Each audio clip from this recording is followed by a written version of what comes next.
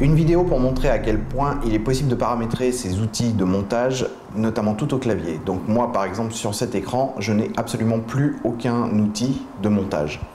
Donc concrètement comment ça se passe? C'est très simple, il suffit d'aller ici dans les settings, d'aller chercher son clavier, donc keyboard,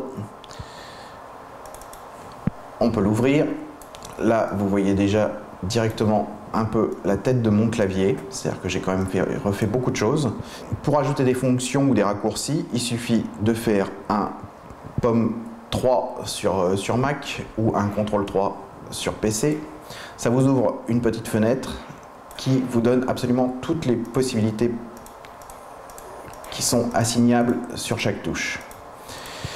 Donc, button to button, réassignement, ça c'est pour si je veux par exemple rajouter quelque chose, on va le mettre par exemple ici, on voit que tout de suite c'est actif et dès que je taperai sur la touche, j'aurai ce nouveau paramètre possible.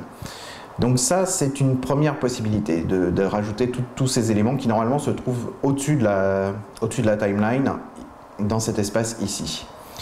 La grande force d'Avid, c'est d'avoir créé aussi un menu to button réassignement, c'est-à-dire que si je clique là-dessus, je peux aller chercher à partir de là n'importe quelle fonction, y compris des fonctions qui normalement vont se gérer via ces outils ici. C'est-à-dire que si j'ai envie ici, non pas de mettre Enlarge comme j'ai mis ici, mais je clique dessus, je vais chercher Tools et je vais lui rajouter par exemple l'Audio Suite.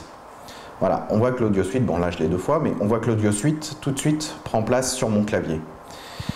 Même chose ici, moi j'ai rajouté les waveforms, c'est-à-dire que quand je viens ici, je peux très bien aller chercher Audio Data Waveform, ce qui me permet d'avoir véritablement tous mes outils à disposition sur mon clavier et de ne pas perdre de temps à aller chercher avec ma souris à droite à gauche les petites choses dont j'aurais besoin.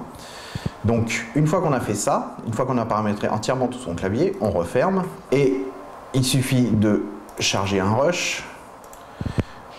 Je vais poser mes points d'entrée, mes points de sortie, ça c'est assez classique. Faire du montage, c'est assez classique aussi.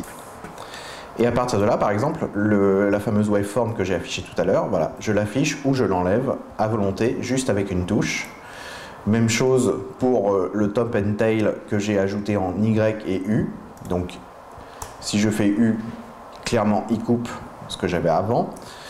Même chose pour mes multicams que j'ai donc mis de A1 à A4 quand j'ai 4 cams. Et donc voilà, ça c'est vraiment une très très grande force de ce logiciel de montage, c'est d'avoir offert la possibilité de paramétrer entièrement son clavier de façon à optimiser complètement son espace de travail, sachant que en dehors du fait que je n'ai plus à chercher mes outils sur cet écran, c'est surtout que ça me libère beaucoup de place quand je vais faire du montage, par exemple avec plusieurs pistes vidéo et plusieurs pistes audio. On voit que voilà, ici j'ai quand même de la place, je peux avoir véritablement un espace de travail suffisamment large pour pouvoir me permettre de conserver en permanence un visuel sur la totalité de mes pistes. Ce qui ne serait pas forcément le cas si j'avais mes outils en plus dans ma timeline.